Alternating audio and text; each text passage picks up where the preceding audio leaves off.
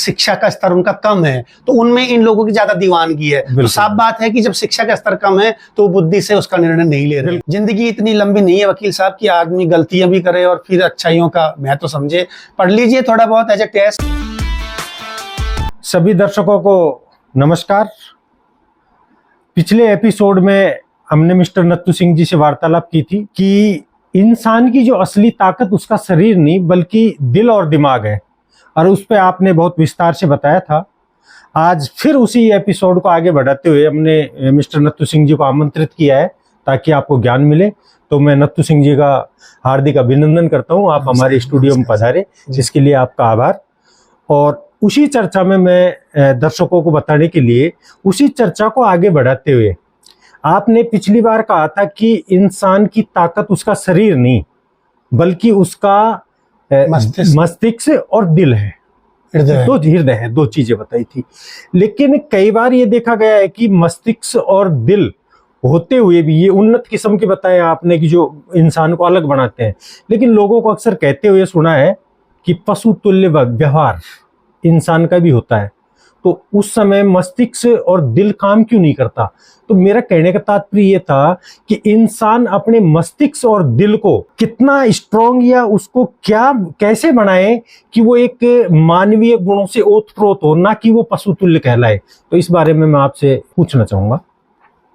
देखो, मनुष्य को ये एहसास होना कि मैं केवल शरीर ही नहीं हूँ जी, ये जागरूकता होना उसके उत्थान की ओर कदम है, उसके आगे बढ़ने की ओर कदम है। व्यक्ति की असल पहचान उसका बुद्धि, मस्तिष्क और हृदय भाव है। अब मैं मस्तिष्क की जगह बुद्धि और हृदय की जगह भाव शब्द इस्तेमाल करूंगा। तो आपने कहा कि मनुष्य पशुओं से अलग अपने आप को कैसे सिद्ध करे या कैसे मजबूत करे, तो इसका सूत्र यही है कि एक तो एहसास हो व्यक्ति को, और एक उसको हमेशा ये जागरूकता रहे कि मैं मात्र शरीर नहीं हूँ। और वो जो भी किसी भी चीज के प्रति रेस्पॉन्ड करे तो बुद्धि के स्तर पर जाकर रेस्पॉन्ड करे, भाव के स्तर पर जाकर रेस्पॉन्ड करे। ये जागरूकता और एहसास उसे अन्य चीजों से, अन्य जीवों से अलग बनाता है। तो सर, आपने बताया कि मस्तिष्क और दिल को आदमी जागरूक और मजबूत करे, तो एक समस्या है कि हम इसको जागरूक और मजबूत कैसे कर सकते हैं, तो उसके बारे में थोड़ा विस्तार से बताएंगे। बिल्कुल। देखो, आपने दो बातें बोली हैं कि एक बुद्धि का एहसास और जागरूकता को कैसे बढ़ाएं, और एक भाव की जागरूकता और एहसास को कैसे बढ़ाएं। तो बुद्धि के एहसास को, जागरूकता को बढ़ाने के लिए अच्छे साहित्य का अध्ययन, सद्य साहित्य का अध्ययन आपकी बुद्धि को मजबूत करता है और आपकी जागरूकता और एहसास को, मानसिक एहसास को बढ़ाता है। और भावनात्मक एहसास के लिए, हृदय के एहसास के लिए आप अच्छे लोगों की संगत करें, जिसको सत्संग मैं कहता हूँ। लोग सत्संग से मतलब समझते हैं कि धार्मिक कोई कार्यक्रम है। मैं बोलता हूँ सज्जनों का संग, सत लोगों का संग, उसे सत्संग कहता हूँ। तो अच्छे लोगों का जब आप साथ करते हैं तो आपके हृदय की संवेदनशीलता बढ़ती है। तो अच्छी संगति से हृदय का एहसास और जागरूकता बढ़ती है, और अच्छे साहित्य के अध्ययन से बुद्धि की जागरूकता और एहसास बढ़ता है। तो अच्छा साहित्य का अध्ययन और अच्छे लोगों की संगति, ये दो चीजें हैं जो आपको मनुष्य होने के एहसास के करीब लेके जाती हैं। अब एक बहुत बड़ा सवाल मेरे दिमाग में और उमड़ गया। बताइए। अच्छा साहित्य और बुरा साहित्य और अच्छे लोगों की संगति, अब ये हम पहचान कैसे करें कि ये अच्छा साहित्य है, इसको हमें पढ़ना चाहिए, या ये अच्छा व्यक्ति है, इसके साथ हमको संगत करनी चाहिए या बैठना चाहिए? तो इन दोनों की पहचान हम कैसे करें? बहुत अच्छा प्रश्न है आपका, मैं बताता हूँ। आपका प्रश्न था कि अच्छे साहित्य की पहचान कैसे करें, सद साहित्य की पहचान कैसे करें। तो इसमें सबसे पहला जो पहचानने की चीज है वो ये है कि जो सद साहित्य होता है, अच्छा साहित्य होता है, वो आपके अंदर सकारात्मक बदलाव की चाह पैदा करता है। आप उसको पढ़कर अपने अंदर कुछ अच्छा बदलाव लाना चाहते हैं। और अच्छे साहित्य की दूसरी पहचान है कि वो आपको रचनात्मक बनाता है। वो आपके अंदर नेगेटिव विचार तो खत्म करता है और सकारात्मक विचार लाता है, जिससे आप क्रिएटिव बनते हैं अपने लिए, समाज के लिए, परिवार के लिए। तो ये दो गुण हैं। और तीसरी विशेषता है कि आप जो भी काम कर रहे हैं, अच्छा साहित्य करने के बाद आप जो भी काम कर रहे हैं उसकी गुणवत्ता में, उसके प्रयासों में सुधार लाता है, तेजी लाता है। और दूसरा, आपके जो जीवन मूल्य हैं उनको और परिमार्जित करता है और अच्छा करता है जी। अच्छे साहित्य की पांचवी विशेषता है कि आपकी जो मान्यताएं हैं उनको वो पुनर्परिभाषित करता है कि आप पहले क्या मानते थे, और अच्छा साहित्य पढ़ेंगे तो उसमें और आप बेहतर आपकी मान्यताओं को कर पाएंगे। और छठवीं चीज है कि आपके अंदर साहित्य पढ़ने के बाद, सद साहित्य पढ़ने के बाद श्रेष्ठता की चाह होती है, आप चाहते हैं कि मैं अच्छा बनूं। और सातवीं चीज है कि आपको आनंद और संतुष्टि का अनुभव होता है। जब आप पढ़ेंगे तो आपको हृदय के अंदर एक आनंद की अनुभूति होगी, संतुष्टि का अनुभव होगा।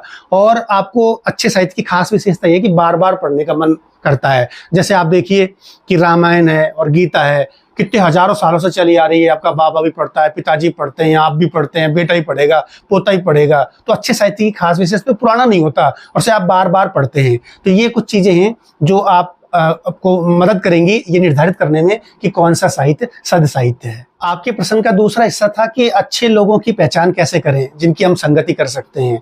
तो अच्छे लोगों में एक जादुई सम्मोहन होता है, वो आपको अपनी ओर खींचते हैं। अच्छा। और उनके साथ रहने से आपको सकारात्मक ऊर्जा महसूस होती है, आप अच्छा महसूस करते हैं, ये गुण है। और बाकी जो सद साहित्य की विशेषताएं हैं वही एक अच्छे व्यक्ति की विशेषताएं हैं कि वो आपके प्रयासों में गति बढ़ाएगा, आपको सकारात्मक ऊर्जा देगा, आपको रचनात्मक बनाएगा।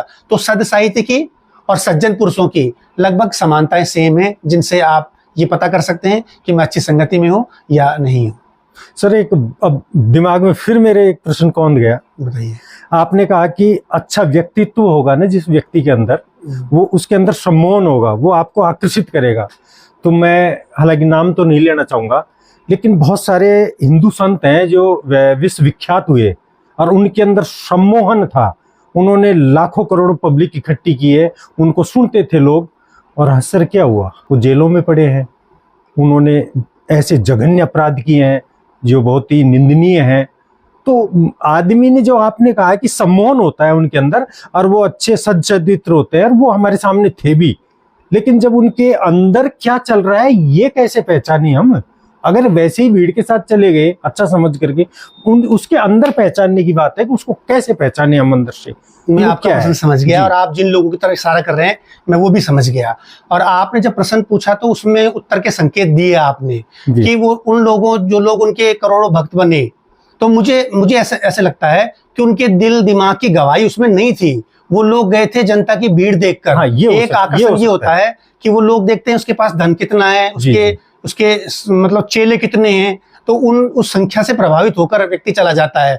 बाकी वहां वो रहता है और उसके हृदय में ये शंकाएं बार बार आती रहती हैं कि क्या ये बाबा सच्चरित्र है कि नहीं। हाँ। ये जो बातें कह रहा है उन पे खुद भी पालन करता है कि नहीं। वो उनका मन तो लगातार गवाही दे रहा है शक की, लेकिन वो उनके पैसे से, उनके चमक दमक से प्रभावित होकर वो उनके मतलब चेले बने रहते हैं। बिल्कुल बिल्कुल, मैं आपकी बात से सहमत हूँ कि नेता लोग तो इसलिए जाते हैं कि इनके पास उनको वोट चाहिए होता है। पब्लिक इसलिए जाती है कि नेता लोग इनके पास आते हैं या इनके पास भीड़ है या चमक दमक है। बाकी दिमाग से और दिल से शायद उनको एक्सेप्ट नहीं कर रहे। बिल्कुल नहीं करते। बाबाओं के प्रति जो आप दीवान के देखते हो ना, उस वर्ग का आप अध्ययन करिए, अधिकतर उसमें वो वर्ग पाएगा जो गरीब है और शिक्षा का स्तर उनका कम है, तो उनमें इन लोगों की ज्यादा दीवानगी है। तो साफ बात है कि जब शिक्षा का स्तर कम है तो बुद्धि से उसका निर्णय नहीं ले रहे। बिल्कुल, मैं आपकी बात को स्वीकार करता हूँ कि यहाँ सम्मोहन नहीं है, यहाँ भीड़ तंत्र का हिस्सा है। और जहाँ सम्मोहन होगा वहाँ भीड़ नहीं होगी। हाँ, उनके उस व्यक्ति से, उनके पैसे से प्रभावित है। हाँ, जहाँ सम्मोहन होगा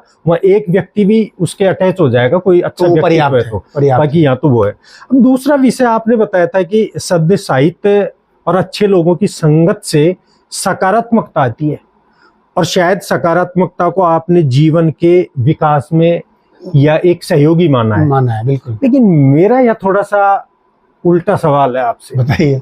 सकारात्मकता कभी भी विकास की ओर नहीं ले जा सकती, नकारात्मकता ही एक ऐसी चीज है जो आपको विकास की ओर ले जाएगी। जैसे विकास, जैसे अपने अंदर चिंता हुई कि यार भविष्य में जल संकट हो रहा है, वो हो रहा है, आर्थिक संकट आएगा, तो किस तरीके से हम हमारे बच्चों को पढ़ाएं या उनको रोजगार मिले। तो यहाँ हमारे नकारात्मकता क्या पैदा हुई? या सकारात्मकता नहीं हुई कि उनका जीवन सही चलेगा और वो चलेगा, या नकारात्मक पैदा हुई कि उनका जीवन कैसे चलेगा, उसको लेकर के फिर हमने पढ़ाई की ओर गति रखी। या फिर आप सोच लो कि गर्मियां आ रही हैं, नकारात्मकता पैदा हुई कि यार गर्मियों से कैसे बचा जाए, तो ये जो आपके एसी है या कूलर है जो भी है, इनका आविष्कार हुआ, या यूं समझ लो कि एक प्लेन हवाई जहाज बना दिया उड़ने के लिए, वो भी नकारात्मक सोच के अनुसार ही बना होगा कि यार जल्दी कैसे पहुंचा जाए, हम जल्दी नहीं पहुंच पा रहे वहां पे। जल्दी पहुंचना नकारात्मक सोच कैसे नहीं? जल्दी कैसे नहीं, नकारात्मकता ये है ना कि जल्दी कैसे पहुंचा जाए। आप धीरे धीरे भी तो जा सकते हो ना, धीरे जाने से आपका काम फेल अपने आप को बेहतर तेज बनाना सकारात्मकता है। हाँ वो चलो ठीक है, लेकिन पैराशूट का आविष्कार कैसे हुआ? आपने ये सोचा होगा कहीं ना कहीं कि यार अगर ये गड़बड़ हो गया तो गिरेंगे, तो पैराशूट का आविष्कार। तो नकारात्मकता भी कहीं न कहीं विकास में सहायक होती है या आदमी को गति देने में सहायक होती है। क्योंकि आप क्यों करोगे कि सद साहित्य क्यों पढ़ोगे? आप अच्छे लोगों की संगत क्यों करोगे? क्योंकि सकारात्मकता लानी है अपने अंदर, और सकारात्मकता लानी है ना, तो सकारात्मकता की जगह नकारात्मकता नहीं आ जाए, इसलिए हम उनकी संगत करेंगे। बिल्कुल बिल्कुल, अगर ये बात तो है। देखो सिक्के के दो पहलू होते हैं। सकारात्मकता तभी टिक पाती है जब उसके बगल में नकारात्मकता भी मौजूद हो। तो आपका कहने का यही तात्पर्य है कि व्यक्ति जब खराब सोचता है तो ही वो अच्छे की तैयारी करता है। तो सहमत उस बात से। बिल्कुल। सर मैं एक चीज, अब आपने बताया कि सद साहित्य पढ़े, तो वो कौन सी सद साहित्य की पुस्तकें हैं जो सद साहित्य की पुस्तकों की तलाश करने वाले व्यक्ति के लिए उपयोगी हो सकती है? तो जरा मैं नाम जानना चाहूंगा ताकि हमारे दर्शक भी उन पुस्तकों को खरीद करके और पढ़ सके। जब मैंने ब्लॉग लिखा था तो मैंने आप ही का कमेंट देखा था कि मैंने जो किताबें 10 किताबें लिखी हैं जिनका मैं नाम अभी बताने वाला भी हूँ, तो आपने उसमें कमेंट लिखा था नीचे कि आदमी को रामायण पढ़ लेनी चाहिए और गीता पढ़ लेनी चाहिए और फिर और किताबों की पढ़ने की आवश्यकता नहीं है। तो मैं आपकी उस बात से सहमत हूँ। एक तो हर धर्म की अपनी अपनी किताबें हैं, उन किताबों में निश्चित रूप से हजारों साल का अनुभव और ज्ञान है, तो वो जरूर पढ़ी जानी चाहिए। लेकिन आप जानते हैं वकील साहब कि चीजों का संदर्भ बदल जाता है। वो किताबें हजारों साल पहले लिखी गई हैं, उस जिंदगी में और आज की जिंदगी में काफी अंतर आ गया है। तो उस नए संदर्भ के हिसाब से मैं आपको जो नए जमाने के हिसाब से जो किताबें हैं 10, मैं उनके नाम बता देता हूँ जी। हिंदी और इंग्लिश दोनों में उपलब्ध है। एक किताब है जीत आपकी, और इंग्लिश में यू कैन विन नाम से आती है। शिव खेड़ा उसके राइटर है। वो मेरे हिसाब से बहुत अच्छी बुक है, हर युवा को पढ़नी चाहिए। और दूसरी किताब है how to win friends and influence people, कैसे दोस्तों को जीतें और लोगों को प्रभावित करें। डेल कार्नेगी की किताब है, हिंदी इंग्लिश दोनों में उपलब्ध है। तीसरी किताब है the power of positive thinking, ये नॉर्मन विंसेंट पील की बुक है और बहुत ही अच्छी बुक है। ये भी किताब हिंदी में उपलब्ध है। और विवेकानंद युवाओं के आदर्श के तौर पर हैं, उनकी 3 किताबें हैं। एक तो है भक्ति योग, एक है राजयोग और एक ज्ञान योग। तो मैं इनको एक ही ग्रुप मानता हूं। ऐसे करके ये 4 किताबें हैं। 5वीं किताब है हमारे देश के बहुत बड़े वैज्ञानिक हुए, राष्ट्रपति भी बने, एपीजे अब्दुल कलाम, उनकी जीवनी है द विंग्स ऑफ फायर, वो एक किताब है। 6वीं किताब है डिवाइन लाइफ, ये महर्षि अरविंद एक बहुत बड़े मनीषी हुए हैं हिंदुस्तान में, उनकी किताब है 7वीं। और 8वीं किताब है आपकी सफलता आपकी जीत, स्वेट मॉडर्न की है। और 9वीं किताब है think and grow rich, Napoleon Hill की है। और एक और अच्छा उपन्यास है द अल्केमिस्ट, कोइलो पाउलो नोबेल प्राइज विनर है, उनकी बुक है और बहुत अच्छी बुक है। ये 10 किताबें हैं मेरे अनुसार जिनका अध्ययन किसी भी एक युवा को करना चाहिए।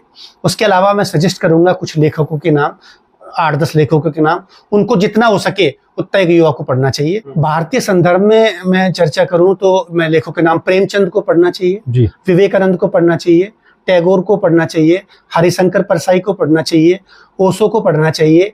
और इंग्लिश की मैं जब बात करूं तो विलियम शेक्सपियर को पढ़ना चाहिए, बेकन की एसेस पढ़ने चाहिए। ये वो राइटर्स हैं जिनको पढ़ने से आपके दिमाग का दायरा विस्तृत होएगा। और कुछ जीवनियां हैं और महान लोग हैं जिनके बारे में हम जितना ज़्यादा संभव हो सके वो पढ़ें। अल्बर्ट आइंस्टीन के बारे में पढ़ना चाहिए, बहुत बड़े वैज्ञानिक हुए हैं। ओशो के बारे में पढ़ना चाहिए, और नेल्सन मंडेला के बारे में पढ़ना चाहिए, महात्मा गांधी के बारे में पढ़ना चाहिए, जवाहरलाल नेहरू के बारे में पढ़ना चाहिए, सुकरात के बारे में पढ़ना चाहिए। ये वो कुछ लोग हैं जिन्होंने इस पूरे धरती को अपने ज्ञान से आलोकित किया है। उनको पढ़ने से आप अपने हृदय की संवेदनशीलता को बढ़ी हुई पाएंगे और अपने दिमाग के दायरे को ज़्यादा विस्तृत पाएंगे। तो ये मेरे हिसाब से ये पुस्तकें थी, ये राइटर्स थे और ये महान लोग थे जिनके बारे में पढ़कर हम अपने जीवन को ज़्यादा समृद्ध और अच्छा बना सकते हैं। सर आपकी बात से मैं सहमत हूँ कि शब्द साहित्य की ये पुस्तकें हैं। आपका कहने का मतलब है कि अच्छी पुस्तकों के अलावा आप कुछ न पढ़ें। नहीं सद ऐसा साहित्य। तो मैंने कभी नहीं कहा कि कुछ ना पढ़े, जरूर पढ़े, लेकिन इनको जरूर पढ़े। इनको जरूर बाकी पढ़ना तो आप जितना पढ़ सकते हैं, अथाह सागर है, नहीं, आप पढ़ते रहिए। यह थोड़ा सा मैं दूसरा मतलब एक प्रश्न है मानो या विचार मानो कि जब तक आप बद साहित्य नहीं पढ़ोगे ना तब तक वही आपको negative वाली सद बात साहित्य है। का आभास नहीं होगा। जैसे आप मीठा ही मीठा खा रहे हैं, अब मीठा ही मीठा खा रहे हैं तो आपको कैसे पता कि ये मीठा है? मीठे का आभास तब होगा तब आप या तो कड़वा लेंगे या कोई तेज तीखा लेंगे, तब आपको पता लगेगा कि यार वो मीठा था। तो साहित्य तो दोनों पढ़ने चाहिए, और जब आपको लगे कि ये तीखा है या कड़वा है, इसकी बजाय वो बेटर है, तो सम्मोहन वो बताया था, फिर सम्मोहन पाओ, लेकिन आप पढ़ो सबको। उसका जवाब मैं उसमें दे चुका कि सद साहित्य की पहचान क्या है। तो उसकी पहली पहचान, एक पहचान में से पहचान ये है कि वो आपको आनंद की अनुभूति करवाता है, संतुष्टि देता है। बद साहित्य के साथ ऐसा नहीं होगा। और जिंदगी इतनी लंबी नहीं है वकील साहब कि आदमी गलतियां भी करे और फिर अच्छाइयों का महत्व समझे। पढ़ लीजिए थोड़ा बहुत एज ए टेस्ट, बाकी सद साहित्य को में अपना जीवन लगाइए तो वो ज्यादा बेहतर है। अब बिल्कुल आपने सही की है, सद साहित्य पढ़ना चाहिए और लोग पढ़ेंगे भी। आपने जो कहा है उसको आत्मसात भी करेंगे, मैं भी करूंगा। लेकिन अब बहुत बड़ी एक विडंबना मानो या कुछ भी मानो, एक कक्षा में 200 बच्चे होते हैं, चाहे आप सीकर की बात करो या कोटा की बात करो या आपके यहाँ के जो विद्यालय उनकी करो। टीचर उनको समान बुकें देता है, समान बुक्स वो पढ़ते हैं, फिर उसमें जो अप डाउन आता है ना कि एक बच्चा तो उनको पढ़ करके आगे निकल जाता है, यानी कि सद साहित्य की जो पुस्तकें पढ़ी और उनको हमने आत्मसात करके आगे बढ़ गए। एक ने पढ़ी तो सही, पढ़ी तो है, सबने देखा है, लेकिन वो उसको पढ़ करके आगे नहीं बढ़ पा रहा। तो आखिर वो ऐसा क्या करे कि वो जो आगे बढ़ गया उसको पढ़ करके उसके जैसा वो भी बन सके। अच्छा प्रश्न है, लोग इस तरह का प्रश्न करते हैं। वकील साहब इसको ऐसे समझिए, खेत में आप दाने बोते हैं, सारे दाने नहीं उगते हैं, लेकिन नहीं उगने वालों की संख्या कम होती है, अधिकतर तो उगते ही हैं। अच्छा काम करके भी किसी की लाइफ में अच्छा नहीं होता, ये अपवाद स्वरूप होता है, कम होता है। बाकी रास्ता यही है कि आप अच्छा करिए, अच्छा होगा। और नहीं होने वाली बात मैं बिल्कुल नहीं नकार रहा, ऐसा भी होता है कि वो लोग अच्छा पढ़ते हैं उसके बाद भी उनके लाइफ में कोई चेंज नहीं आ पाता। इसकी संख्या बहुत कम है और अपवाद है। ठीक वैसे ही जैसे खेत में आप कितने सारे बीज बोते हैं, वो एक आध दो बीज नहीं भी उगता है, लेकिन तरीका यही है कि आप बीज बोएंगे और बीज उगेगा। और आप आम का पेड़ बोएंगे, आम अवश्य आएगा। ऐसा तो है नहीं कि कोई दूसरी चीज आ जाएगी। ऐसे हो सकता है कि बीज ना उगे, तो ये नहीं उगने वाली संभावना कम है लेकिन कम मैं है। आपकी बात से सहमत हूँ, संख्या कम है, संख्या कम है। और तो तरीका यही है कि अच्छे की ओर ही बढ़ते रहिए, तो उसका अच्छा रिजल्ट जिंदगी में आएगा। सर मैंने आपके ब्लॉग के कमेंट्स में पढ़ा था, वो दुर्गेश देवराज जी हैं, उन्होंने एक सवाल किया था। आपने बताया था कि मस्तिष्क और दिल, शरीर मजबूत नहीं होता, इंसान का मस्तिष्क और दिल है ना वो मजबूत होता है, लेकिन उन्होंने एक सवाल किया था कि आत्मा भी होती है, तीसरी चीज, इसकी भी महत्वपूर्ण भूमिका है। तो मैं इस पर आपके विचार जानना चाहूंगा कि आत्मा इससे भिन्न है या इसी में है। देवराज भाई, मैंने इंसान को इंसान होने के लिए हृदय और मस्तिष्क का चर्चा करी थी। अब व्यक्ति को उसकी आत्मा का एहसास हो जाता है तो फिर वो इंसान नहीं, मानव नहीं, महामानव हो जाता है। आत्मा का एहसास व्यक्ति को परमहंस बनाता है, भगवान के मुकाबले का बनाता है। मैं इस तरह की चर्चा को यहाँ लाऊंगा तो ये आध्यात्मिक चर्चा हो जाएगी, हाईली इंटेलेक्चुअल हो जाएगी। इसलिए मैंने आत्मा को जानबूझकर छोड़ा कि ये ज्यादा बड़ी और आध्यात्मिक चर्चा है, इसलिए छोड़ा। आपकी बात से मैं सहमत हूँ कि तीसरी चीज आत्मा भी होती है, तो ये इसका जवाब है। हाँ, अभी प्राथमिक बातें चल रही है, वो हाई लेवल की नहीं, वो हाई लेवल का उसका जवाब उस समय आप कह नहीं सके थे। उसको मैंने जानबूझकर अवॉइड किया था कि आम दर्शक के लिए नहीं होती ये बात। अब मेरे दिमाग में एक चीज और उपजी है जो शायद पहले भी प्रश्न कर दिया था कि हमने सद साहित्य और सदपुरुष की संगति कर ली, को बताया है जरूरी।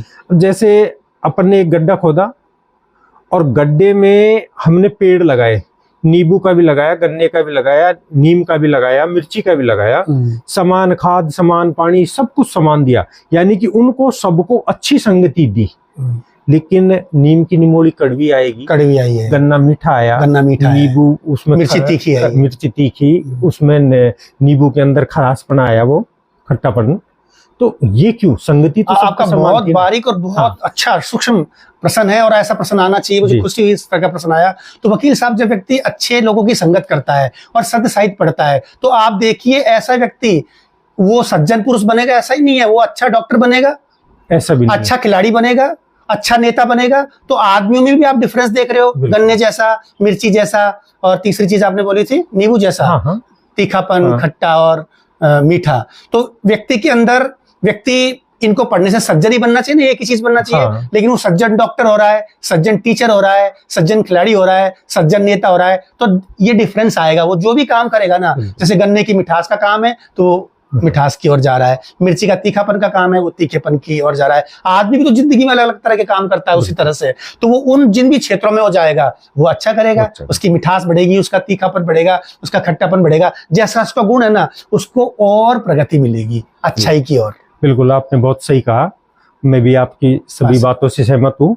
और ये सारी बातें हमने अपने दर्शकों के लिए आपसे आपको रूबरू कराया था, और मैं मानता हूं कि दर्शक भी सहमत है, और सहमत नहीं होंगे तो भाई दुर्गेश देवराज जी है, उनकी तरह कमेंट्स में कुछ मैं बिल्कुल स्वागत तो करूंगा कि वो कमेंट्स करें और अगली बार उनको शामिल करेंगे हम। मैं एक बात और जोड़ना चाहूंगा इसमें, अपने पिछले ब्लॉग को जोड़ती हुई बात है, इस ब्लॉग से जोड़ती है वो। मैंने ये कहा था कि शरीर की सीमाएं होती हैं और उसकी क्षमताएं सीमित होती हैं, और दिमाग की और हृदय की क्षमताएं असीमित होती हैं, और इनका कोई ओर छोर नहीं है। उसको मैं और एक उदाहरण से समझाना चाहूंगा। जैसे आपके सिर में दर्द हो रहा है और आप मुझसे कहें कि मेरी मदद कर दो, तो मैं अब मेरे दो हाथ हैं, उनसे आपका सिर दबा दूंगा। लेकिन आप सोचिए कि मैं कितने लोगों का सिर दबा दूंगा। मेरे शरीर की काम करने की सीमा है। वन टाइम वन आदमी। यस, मैं कितने लोगों को मदद कर सकता हूँ इस तरह से। लेकिन मान लो मैं अपनी बुद्धि से काम लूं और उसकी दवाई खोज लूं, बहुत अच्छा, मैं कोई गोली बना लूं, उसकी कोई इंजेक्शन बना लूं, फिर वो पूरी मानवता के काम आएगा और मेरे जाने के 1000 साल बाद भी काम आएगा। देखिए, शरीर टाइम से बंधा हुआ है, आप जीवित है तो काम कर रहे हैं, और मैं आपके पास हूं तो आपकी मदद कर पा रहा हूं। लेकिन बुद्धि से किया गया काम, एक गोली, वो आपके 1000 साल बाद तक भी मौजूद है। और आप इंडिया में बैठे हैं, अफ्रीका में कोई का सिर दर्द हो रहा है तो वहां भी काम कर रही है। तो इस तरह से जो बुद्धि के काम के दायरे होते हैं वो टाइम के पार होते हैं, क्षेत्र के पार होते हैं, और शरीर की अपनी सीमाएं होती हैं। तो मेरा दर्शकों को यही कहना है कि वो ज्यादा से ज्यादा इस एहसास को मजबूत करें कि मेरे अंदर बुद्धि है, मेरे अंदर हृदय है, और इससे मैं कितना बड़ा और कितना मानवता के लिए कर सकता हूं। ये व्यक्ति को पशुओं से निकालकर मनुष्य की ओर लाने की यात्रा है। और देवराज का जो प्रश्न है वो तीसरी स्टेज है। पशु एक स्टेज है, मानव एक स्टेज है, और मानव का भगवान हो जाना स्टेज है। वो आत्मा के एहसास है। अभी तक अपन दो ही चीजों पे थे, बुद्धि पे और भाव पे। बुद्धि मस्तिष्क से, भाव हृदय से। तो ये जो श्रृंखला थी बुद्धि और भाव की, आज ये पूरी हुई। आपने बहुत ही अच्छे अच्छे प्रश्न पूछे, मेरी उम्मीद से बेहतर, जिनको मैंने शामिल नहीं किया था उनको भी आपने शामिल किया। आपने जो अभी जो बात बताई वो हमारे सभी दर्शकों को निश्चित रूप से वो दिमाग में बैठेगी कि आदमी का जो शरीर है उससे ज्यादा बुद्धि ताकतवर क्यों है। क्योंकि अभी आपने कहा कि सर दर्द हुआ, उस आदमी ने एक आदमी का सिर दबाया, केवल सिंगल का। सीमा और बुद्धि से अगर उसने कोई टैबलेट तैयार कर दी, इंजेक्शन तैयार कर दिया, तो उसने करोड़ों लोगों का, पूरी धरती का, और पता नहीं कब तक वो काम आएगी। करोड़ों साल लग जाए उसको काम आने में, लगातार आती रहेगी। इसलिए this is the power of our mind. बिल्कुल। बहुत बहुत धन्यवाद, आप बता रहे।